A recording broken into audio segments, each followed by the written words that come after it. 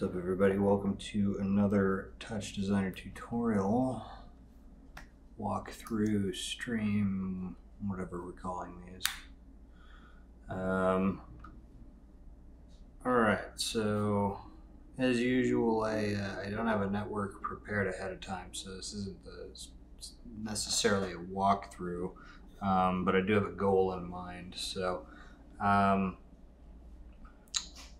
we're gonna go over how to do some simple,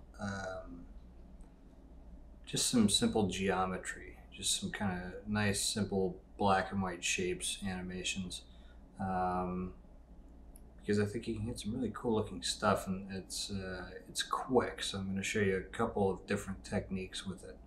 But how we're going to start is with a circle top. But we're actually going to turn the fill alpha all the way down, and then we're going to up the border width until we have something we like. It's probably good. And then we need to change the border color to white.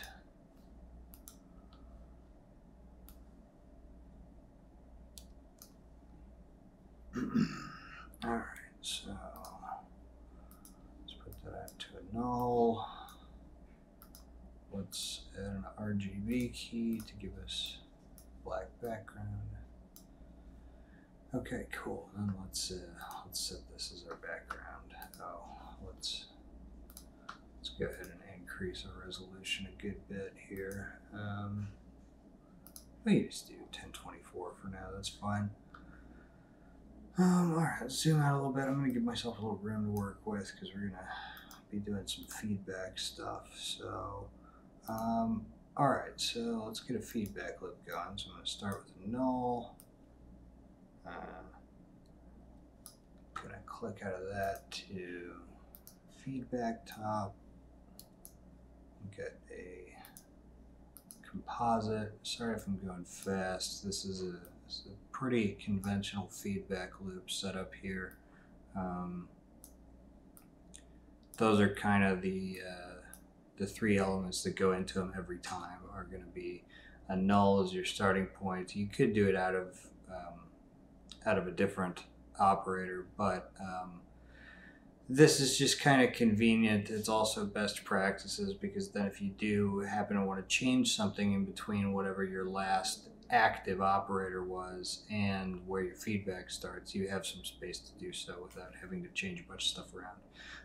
Anyways, the other part is the feedback top, and then your composite. And you can use an add or you can use a multiply top. Composite is kind of all of those in one. So if you're not sure what you're going to do, if you don't have a specific thing in mind, if you're just kind of riffing, composite's kind of the way to go on feedback loops. Anyway, to activate it, so to speak, you drag the composite top onto the feedback top, and then you get this little arrow telling you it's doing something. The other thing that we want to add pretty much every time, at least while we're setting it up, is going to be this keyboard in chop.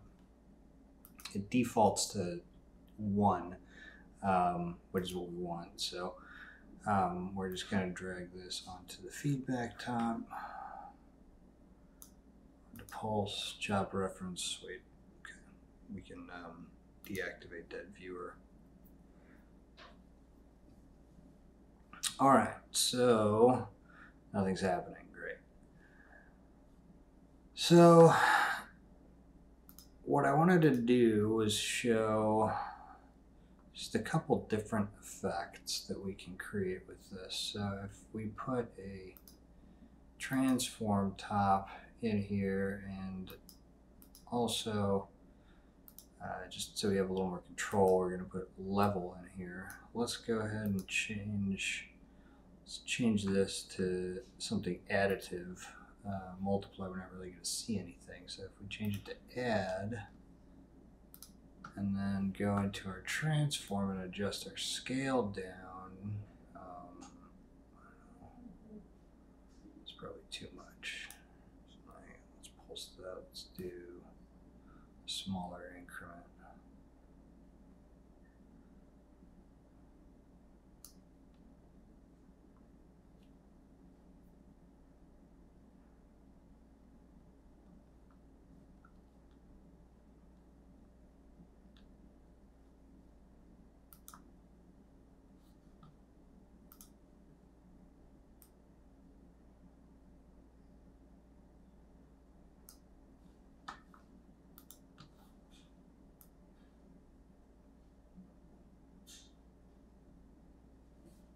There we go, that's what I was looking for. Okay, I hadn't gone far enough. All right, so if you scale down further, you start to get, you know, some nice looking concentric rings, and you can, you know, do this to taste. This is even kind of a fun parameter to animate. You can see it creates some pretty interesting artifacts and ripples if you move this value around. But let's just, I don't know, let's get something like that. That's good. And then what is our, okay, so our opacity is, I was just messing with that to try to see what was going on. When it was going all white there for a second. It's the risk of doing these without a concrete plan. Anyway, so some other things that we can do with this, with just this really simple feedback loop, is we can move this entire thing around. I wonder what increment's gonna look good. Yeah, that's good. So if we just move this, the X value of our translate side to side, you can see we also start to get some fun and different looks. Same thing on the Y value. If you do them both at the same time, you get diagonal movement. So that's, there you go, that's that. The other thing, let's see if we can do this.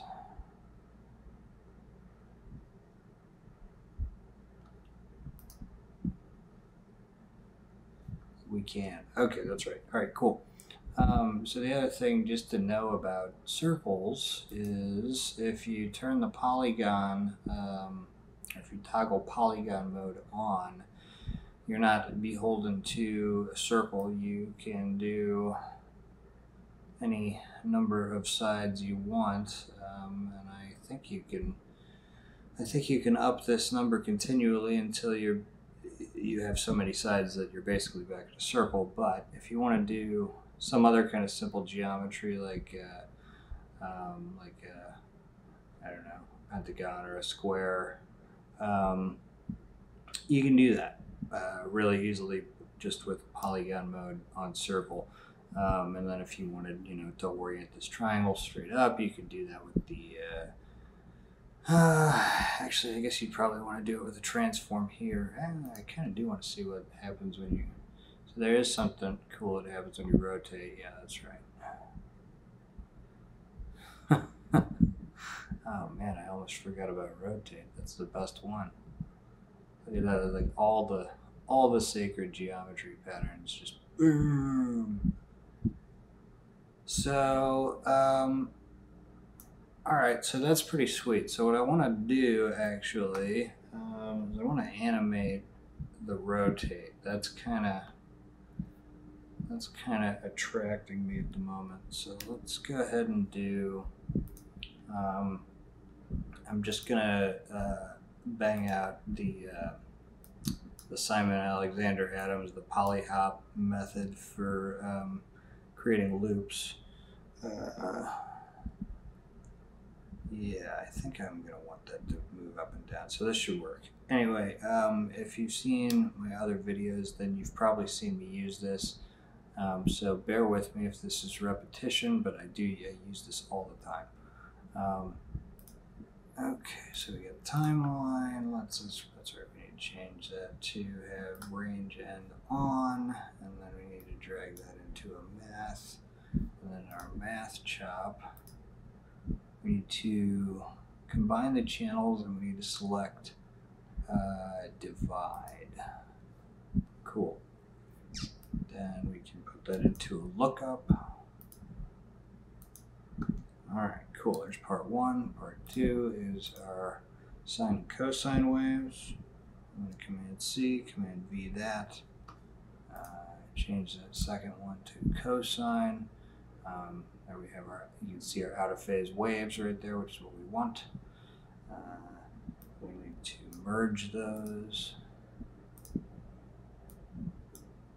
And then we need to put that into the second input in our lookup here, and then we have our nice looping waves. Cool. So if we need to drive any circular motion, we have that set up. If we just want some nice, I don't know, like LFO type behavior that'll match up with the start and end of our timeline, then we have that as well, and it'll update based on how long our project is. I always like to do 30 seconds unless I have a good reason to do another length. Just because most of my stuff just goes on Instagram. You know, gets stashed on my computer for later use in a show or something. But since you can do so much stuff with Touchdesigner Live, it's, you know, who knows what the fate of all those exported videos will be. We'll see. Anyway, all right, so we get this set up. What was I going to do? I was going to animate something. I think it was all right, the rotate. So we're going to need to, so it's going to spin back and forth. I guess that's, yeah, that's all right. All right, so I'm going to get a math here. We're only going to use one of these channels for this, but I'm not going to put a select just because we might find another need for rotating and we don't necessarily want them to be in phase. So what I do for most rotational stuff, for just to make sure it'll, you know, do enough that we can see it, is I'll change it from the range from 0 to 360, and we also need to make sure that this is -1 to 1, since that's the value of our this here.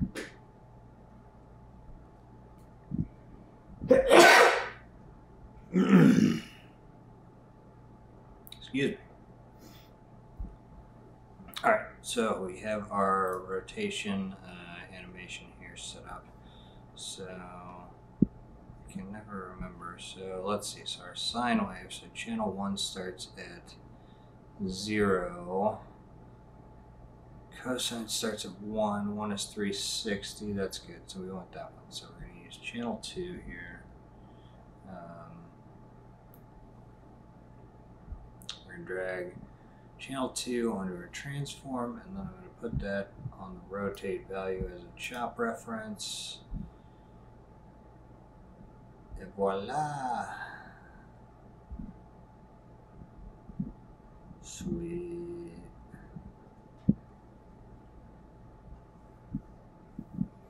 And back the other way. All right, cool. So we have one parameter animated, and that's pretty cool.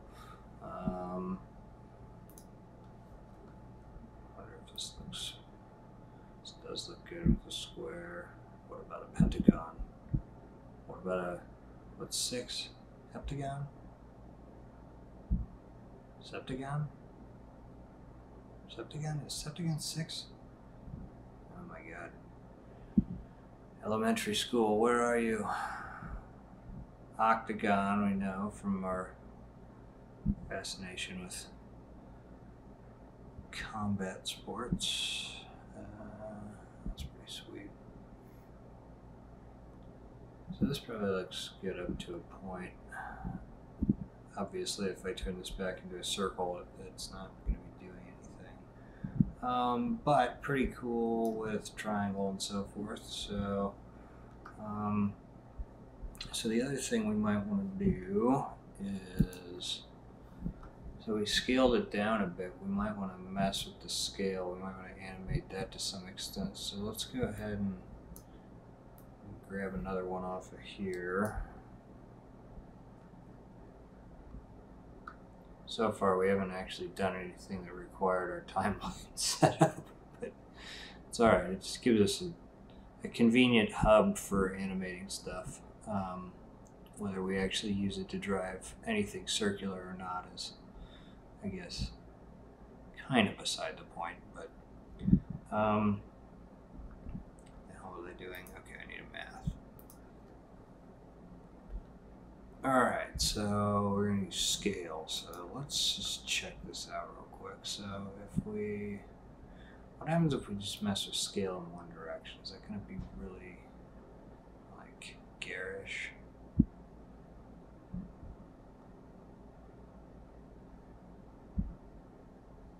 Yeah, kind of. What if you get smaller in one direction?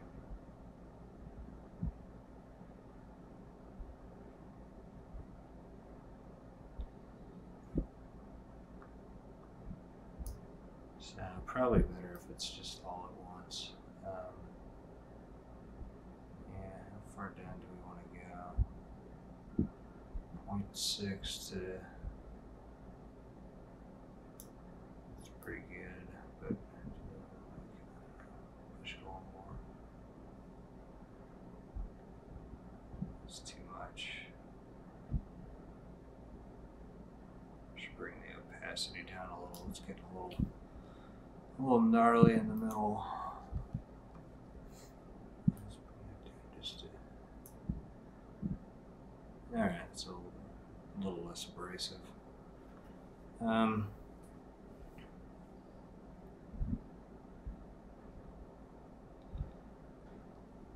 Alright, cool.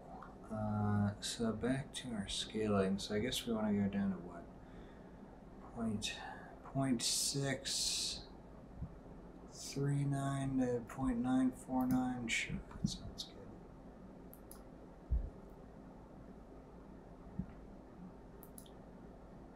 good. Again, we're only going to be using one of the channels. If I was trying to be neater, I guess I could bang a select in here. Just grab channel 2. Why not? Let's keep things clean. And then I need to set the range on this from whatever I said scale was going to be. What did we say? 639 to 0.949.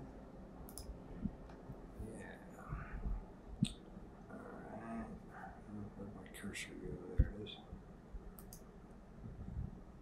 Okay, just plug that in to our scale. Cool, now we should see a little more change in the behavior.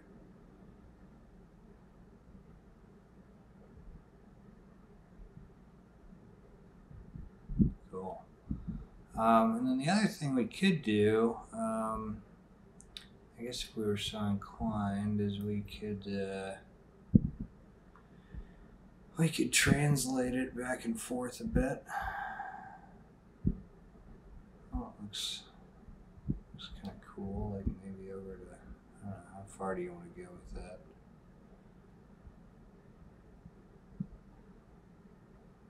Negative 0.3 to 0.3. Yeah, why not? Alright, so again, we'll just use channel 2, so we'll come off of that select and put another math in. And then this time we're just going to change the range, -1 to 1 to negative 0.3 to 0.3. Alright, let's bring that back over here and put it into, alright, and watch.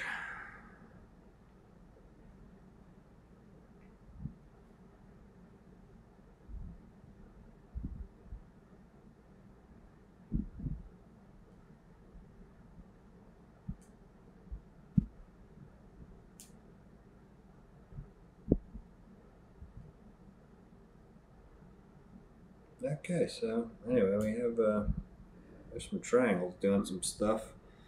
I'm curious to see what this looks like with more sides.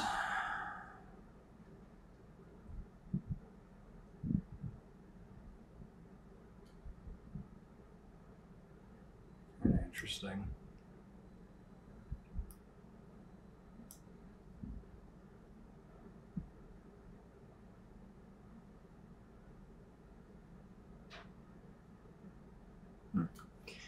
All right. Well, I'm actually not crazy about this, so I think I'm gonna turn that off and zero this back out. It's getting some weird artifacts. It's like cutting off corners. There we go. It's a little better.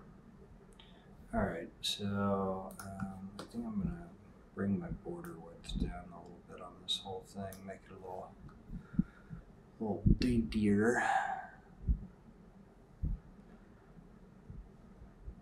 Okay, so anyway, this is really all there is to one technique.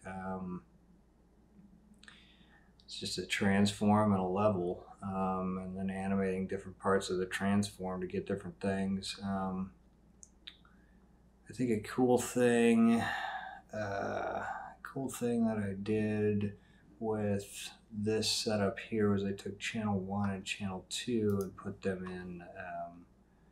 I think I had channel 1 scaling. Actually, here we can just do it this.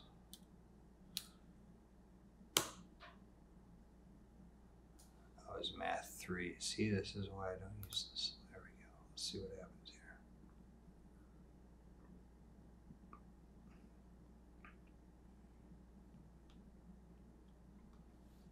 So this one looks pretty cool with circles, actually. So let me turn the polygon thing off. Yeah, so one of my, actually I think it is my most popular Instagram post, was essentially just this. It was messing with the,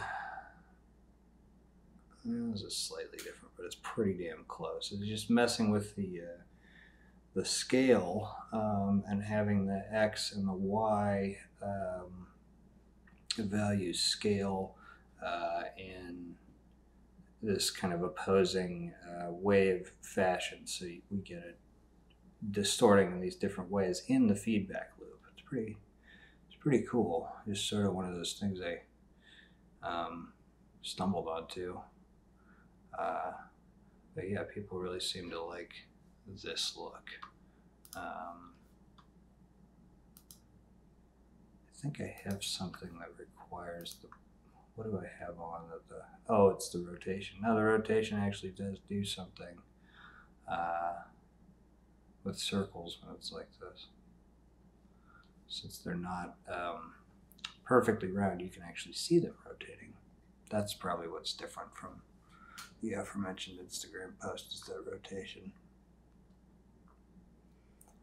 Okay, cool. So so there's one technique. I mean, look how simple the network is here. It's what, 1, 2, 3, 4, 5, 6, 7, 8, and then and then we have our animation set up here. But I mean, you know, this could be whatever. You could make that rotation or that scale value. You could have that, you know, tied to a kick drum, or you could have you could have that tied to an X or a Y value for a mouse input, or if you're running a Windows machine and have the equipment that connect input for interactivity. I mean, there's all kinds of stuff you could do.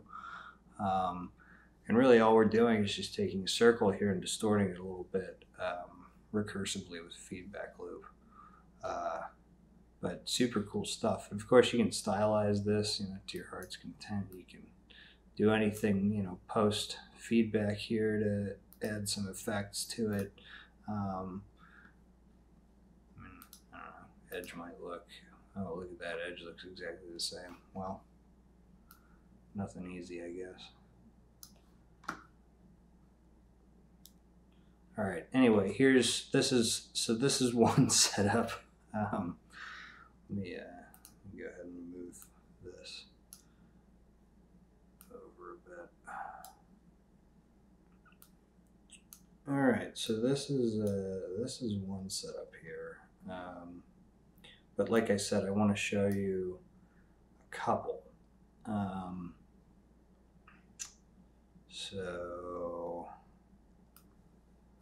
actually, I'm not sure why I moved all that. I just need to clear some room. I could put this in a base comp, but I think I'm just going to have a big sprawling project. I'm sorry, guys. Okay, anyway, proceeding on. So the other thing we're going to do is we're going to do some geometry stuff, but we're going to use instancing instead of feedback. So let's start with whatever our shape's going to be. We've already done circles, so let's just stick with the theme. Okay, cool. So we got a circle SOP. Great. Let's attach that to a geo. All right, and then let's set up the rest of the render network.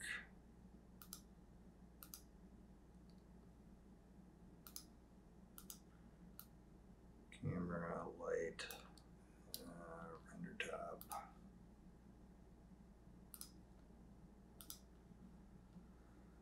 Okay, and then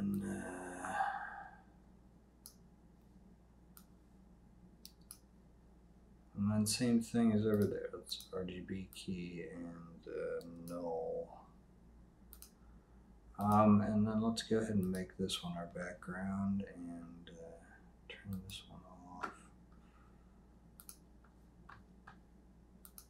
Let's set this to our square ratio again, just since that's what we've been using.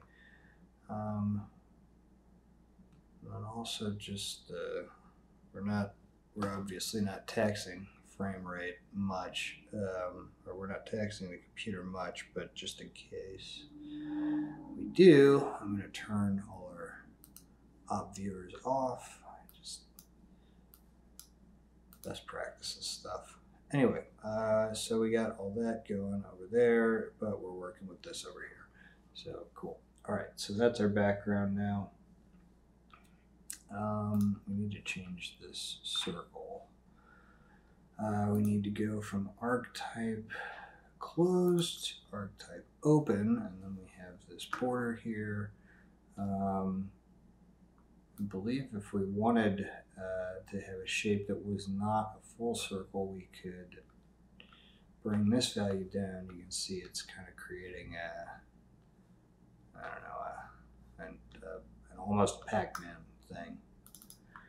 Yeah, almost Pac-Man. That's why they pay me big bucks. Anyway, we can mess with our circle here similarly to the polygon feature in tops. We can mess with the number of divisions our circle has here. Yeah, so if we want more circular, obviously we want more divisions. If we want more polygon, fewer. So, all right. Anyway, let's just put that at something. Great, grand, wonderful. Okay, so what we're going to do is we're going to instance this using some other geometry. So I haven't really thought this through, but I know you can do it with a SOP, and I feel like this will probably look pretty cool. So let's do it. All right, so we got a torus. Let's put that out to null, just in case you want to mess with it. And then let's look on our geo here, and we need to drag this null to, we need to go to instancing. Oh no, I need to turn it on. Okay, so let's turn instancing on, and then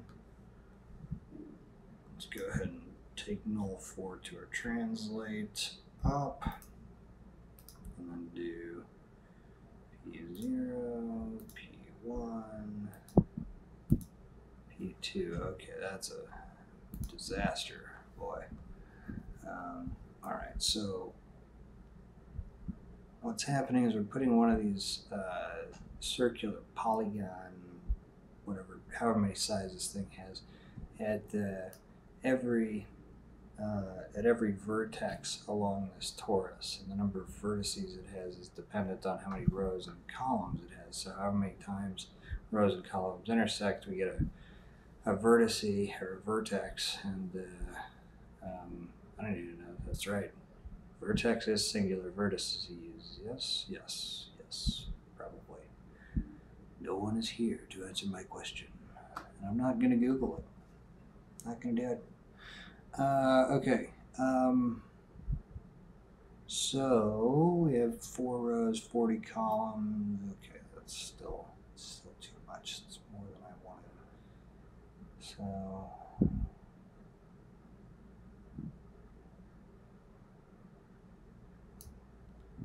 oh boy, this is not looking good at all. All right, let's make this circle a little bit smaller. See if that helps. All right, there's like something kind of coherent going on here at least. All right, yeah, that's kind of cool. All right, fine. That'd be a cool audio reactive thing, maybe. I don't know if you're into like minimalism, you could just animate the number of sides here. Have I done that before? I don't know if I've done that before. Anyway, yeah, that could be a thing. Just make sure you stay three or above, you know. Maybe only go to like where you can stop telling that it's a polygon, like 20. Yeah, that could be sweet. Anyway, a thing to set up another time. All right, cool. Okay, so anyway, so we have those. The other thing we could do with these, just to create some different looks, is we could also rotate these. Did this bring in normal values? Okay, it did.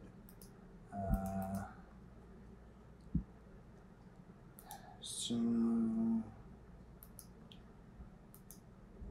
let's just try this. Alright, that didn't do shit.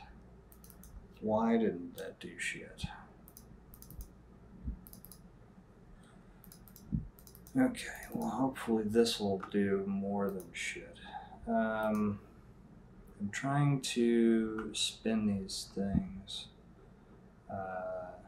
so they are facing in the direction of the normal vectors, which may or may not make any sense. Oh, okay, that's good. That's really what we wanted. If we do them all, do they come back? Huh.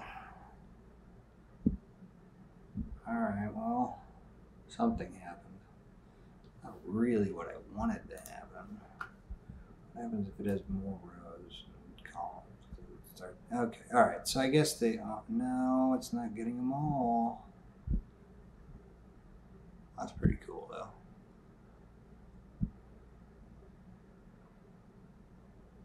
So I saw there's a way to solve this. If you care, I actually kind of like this. But see how there's a warning under geo here now? This is a warning you get when you mess with the rotate 2 vectors. And I saw a tutorial that included a method for fixing it. It had something to do with limiting the values of... I don't know. Something had to be limited from -1 to 1 or something, but it was on a TDSW tutorial that had to do with interactive particles.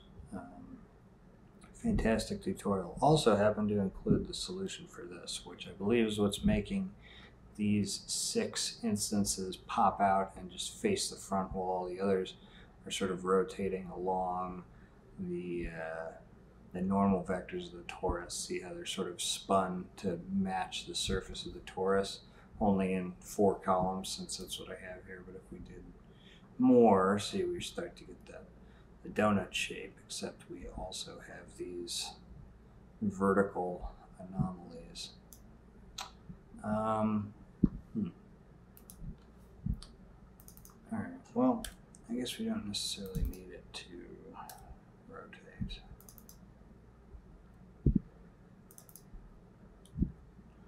All right, so now we see what it looks like when we're just moving that along a torus. Let's, just for the sake of argument, let's also put this along a box. So now we can start seeing ways where we can get a little more control. So we have the box. We could also do a grid. Where are you? I can type it in, but I'm not going to. There we go. Our grid. So our grid, we can specify exactly what we want here. So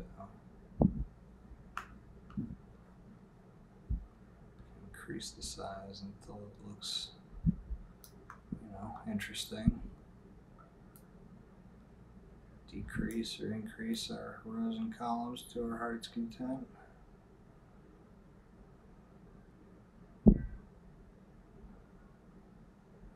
could be a kind of fun animation.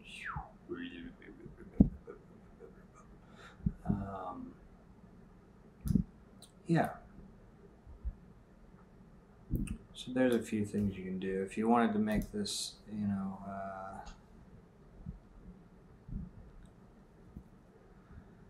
I guess a little more dynamic, you could animate the camera around this, since it is technically a 3-dimensional structure.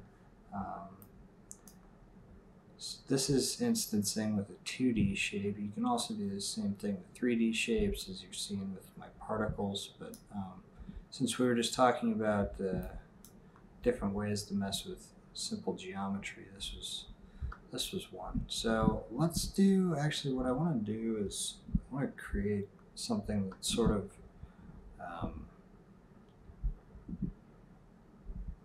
that resembles what we did with the tops method.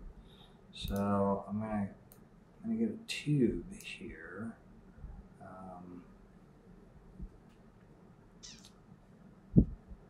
Tube here. How am I going to do this? I need to orient it differently. Z-axis. Okay. It's pretty cool. It's not what I want, but it's pretty cool.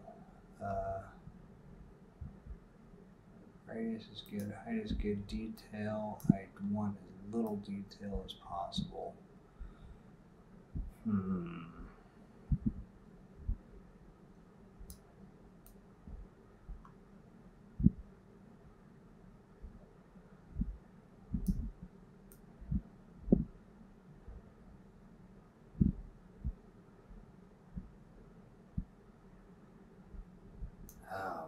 How would you do this? How would you do this if you only wanted one of these? Just back.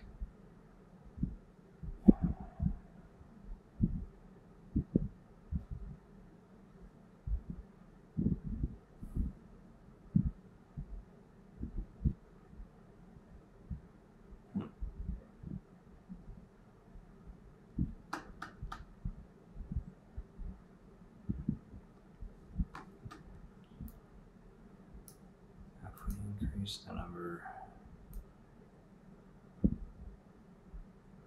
increases the length. Can we type in 1? Is it allowed? No, it's got a hard minimum. Okay.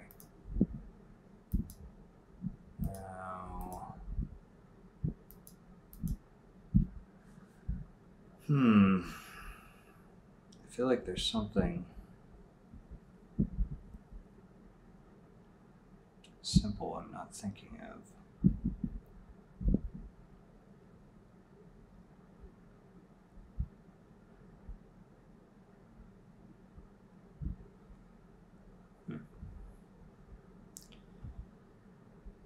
Well, I mean, we could.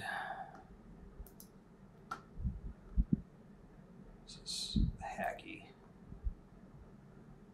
But, you know, sometimes you just gotta get the job done. Yeah, there we go. The problem solver.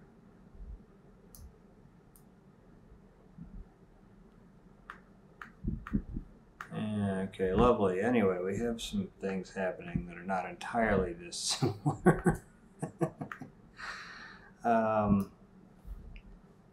But yeah, I mean, there are cool things you can do with using SOPs instead of tops to create some simple geometric sketches.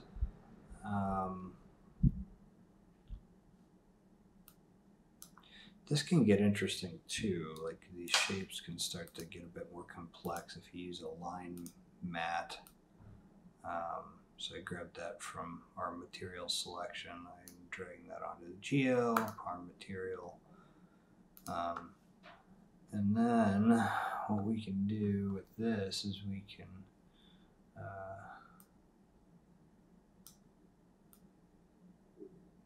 start tweaking width near, width far, we can tweak our near and far distance.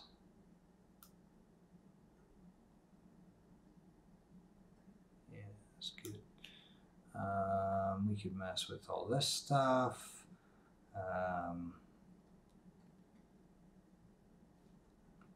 Yeah. So we have our lines, we have our colors here. We could mess with that if we were so inclined. We could add points. Lights are going to need to be a bit bigger if we're going to see them. Yeah, there we go.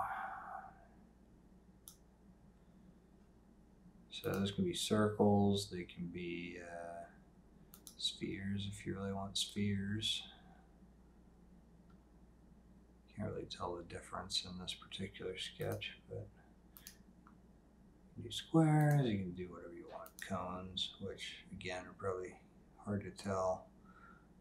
They're oriented away from us, I think. So anyway, we'll just go back to the circle. I kind of like that.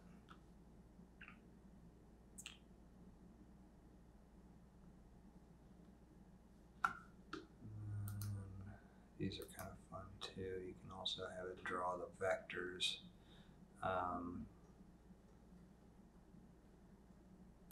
Let's bring that scale down. I don't want to go full Spider-Man.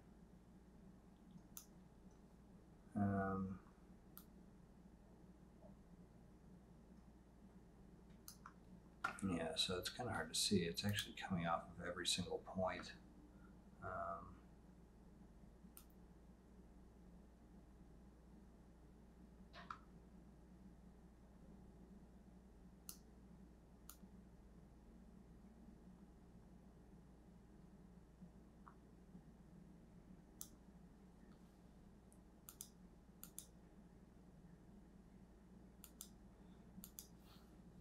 A warning that our alpha is not 1 on something, but our blending is disabled, so we'll turn that on. And then this is going to tell me SOP is we're not using the UV coordinates. All right, that's a warning we don't really have to worry about. All right, cool. So I think I'm going to leave it at that. Here's just our two things side by side. We have a shape that is being instanced based on the geometry of this tube. We could add a bunch more columns back in to start getting a very dense shape. But let's not. Yeah.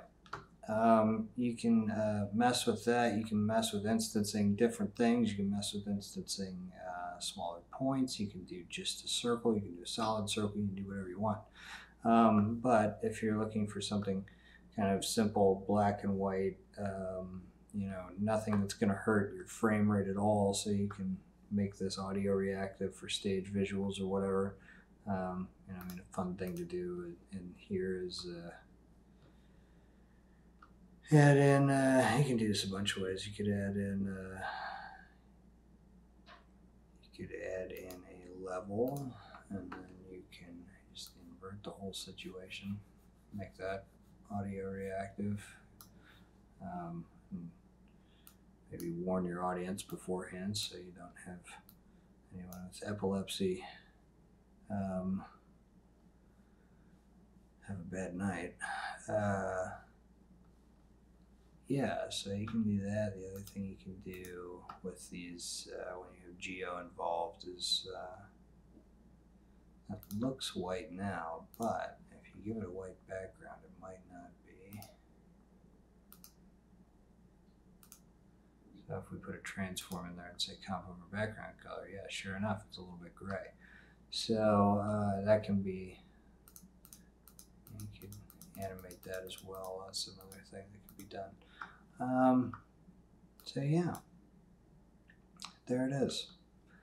There's some spider webs and some circle jigs. Cool. All right, see you next time. Addendum to everything so far. If you add the ripples stuff from that tutorial into the feedback loop, namely if you put if you add a displace top in here and then put a slope and a blur, and then add an edge after the feedback loop, it wound up doing this, which I think is awesome. This is probably what I'm going to post for this. So anyway, wanted to throw that in there. My settings on this are 144 on slope, 7 on blur, 0.008 on displace weight. All right.